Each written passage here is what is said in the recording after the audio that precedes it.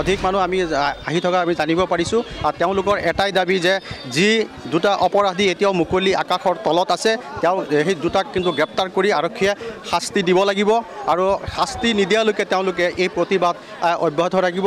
এতিয়া ধিঙৰ যি নাৰী সুৰক্ষা সমিতি আছে সেই নাৰী সুৰক্ষা সমিতিয়ে কিন্তু তেওঁলোকে প্ৰতিবাদ অব্যাহত ৰাখিছে। আজি সেই দৃশ্য আমি নিউজ লাইভৰ দৰ্শকক দেখুৱাইছোঁ আৰু ইয়াৰ পৰা 1 কিলোমিটাৰ দূৰত ধিঙৰ গান্ধী মূৰ্তি য'ত আছে তাতো অনশন চলি আছে। মুঠতে প্ৰতিবাদ অব্যাহত আছে। আমি সেই যিসকল নাৰী আছে আমি তেওঁলোকৰ পৰা কিছু কথা জানিবলৈ চেষ্টা কৰিম। দেখা গৈছে যে এজন অপৰাধী ইতিমধ্যে গ্ৰেপ্তাৰ হৈছে আৰু তেওঁৰ মৃত্যু হৈছে আৰু দুজন অপৰাধী কিন্তু এতিয়াও মুকলি আকাশৰ তলত। আপোনালোকে প্ৰতিবাদ অব্যাহত ৰাখিছে, কি ক'ব? হয়, এজনক ধৰিছে কিন্তু আৰু দুজন বাকী পলাতক হৈ আছে। আমি তেওঁলোকক ধৰি পেলাই উচিত শাস্তি প্ৰদান কৰক তাৰ বাবে এই প্ৰতিবাদ। আমি অকল এই প্ৰতিবাদটো ধৰ্ষিতাগৰাকীয়ে উচিত শাস্তি পাওক আৰু ধৰ্ষিতাগৰাকী চৰকাৰকো আমি কৈছোঁ যে তেওঁ চৰকাৰে ধৰ্ষিতাগৰাকীক ক্ষতিপূৰণ দিয়ক।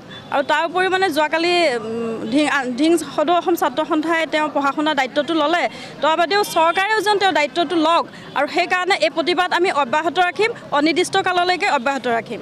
হয়, তেওঁলোকে কিন্তু এটা কথা দাবী জনাইছে যে চৰকাৰে এই যি দুৰ্ভগীয়া যুৱতী সেই তাৰ দায়িত্ব ল'ব লাগে, কাৰণ ইতিমধ্যে সদৌ অসম ছাত্ৰ সন্থাই তেওঁৰ পঢ়া শুনাৰ সমূহ দায়িত্ব তেওঁলোকে বহন কৰিব বুলি কালি ইতিমধ্যে প্ৰতিবাদস্থলীত ঘোষণা কৰিছিলে।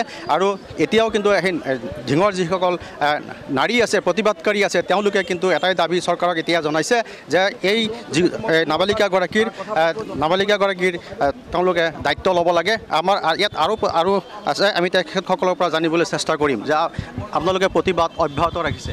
হয়, আমি যিজনৰ অলৰেডি মৃত্যু ঘটিছে 3জনৰ ভিতৰত আৰু 2জন যিহেতু এতিয়ালৈকে পলাতক অৱস্থাত আছে, যিহেতু তেওঁ সেই 2জনক এতিয়ালৈকে কৰায়ত্ব কৰিবলৈ পৰা নাই আৰু সেই 2জনৰ যেতিয়ালৈকে মৃত্যু নহয়, তেওঁলোকে যেতিয়ালৈকে মৃত্যুদণ্ড নিদিয়ে আমি তেতিয়ালৈকে আমি ইয়াত আহিছোঁ। আমি ইয়াত এনেকৈয়ে থাকিম আৰু উচিত বিচাৰ আমাক লাগিবই। আৰু এনেকৈ আজি ধৰিব কাইলৈ ওলাই আহিব সেইটো নহয়, এটাই হ'ব লাগে ধৰ্ষণকাৰী কেৱল মৃত্যুদণ্ড। আমি সেইটো কাৰণে ইয়াত বহিছোঁহি আজি।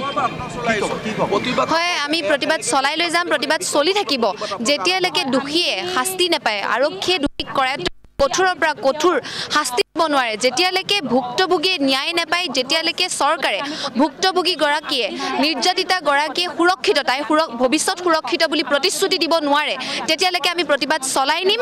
এনেকৈ চলাম যাতে ভৱিষ্যতে কোনো ধৰ্ষণকাৰীয়ে নাৰীৰ ওপৰত চকু দিবলৈ ভয় কৰে। আমি তেনেকৈ প্ৰতিবাদ চলাই নিম। আমি প্ৰয়োজন হ'লে আমি মাহ প্ৰতিবাদ চলাম, বছৰ প্ৰতিবাদ চলাম, যেতিয়ালৈকে নাৰী সুৰক্ষিত নহয় তেতিয়ালৈকে প্ৰতিবাদ চলাম। হয়, এই প্ৰতিবাদ আমাৰ চলিয়েই থাকিব, কাৰণ নাৰীসকল চাওক, আজি প্ৰত্যেকটো ক্ষেত্ৰতে দেখিব যে অসমীয়া নাৰী সমাজখন লজ্জিত হৈছে। কাৰণ ধৰ্ষিত আমাৰ 60 ঊৰ্ধৰ মহিলাও ধৰ্ষণ হৈছে, আমাৰ 9 বছৰৰ 14 বছৰীয়া কিশোৰীও ধৰ্ষিত হৈছে। গতিকে এনেকৈ নাৰী সমাজ, বৃদ্ধা হওক, কিশোৰী হওক, ধৰ্ষণ হৈ থাকিলে আমি সহ্য কৰিব নোৱাৰোঁ, কাৰণ সহ্য এটা সীমা পাৰ হৈ গৈছে। আমি বহুত সহ্য কৰিলোঁ, এই সহ্য সীমা অতিক্ৰম কৰিছে। গতিকে আমি ধিঙৰ নাৰী সমাজে ধিং বুলিয়ে নহয়, মই বিচাৰোঁ গোটেই অসমৰ নাৰী ওলাই আহক, কাৰণ অসমীয়া নাৰীসকলৰ ওপৰত যি অত্যাচাৰ চলিছে, এই অত্যাচাৰৰ কথা ইতিমধ্যে মুখ্যমন্ত্ৰী মহোদয়েও কৈছে যে আমাৰ অসমীয়া নাৰীসকলৰ ওপৰত যি অত্যাচাৰ কৰি আহিছে এই অত্যাচাৰ বন্ধ কৰা। গতিকে পুলিচ প্ৰশাসনে মুখ্যমন্ত্ৰী কোৱা কথাষাৰ যাতে গুৰুত্ব দিয়ে, তেওঁলোকে যাতে বিচাৰ খোচাৰ কৰি দোষীক শাস্তি দিয়ে। হয়, দেখা গৈছে যে সকলো ওলাই আহিছে। মই এইখিনিতে আৰু এটা কথা উল্লেখ কৰিম যে অকল এই ধিং চহৰতে প্ৰতিবাদ নহয়, ধিঙৰ চাৰিওফালে মৈৰাবাৰী, লাহৰীঘাট, ধূপগুৰি, বেচামাৰী, ৰফিকুল ইছলাম ধন্যবাদ জ্ঞাপন কৰিছোঁ।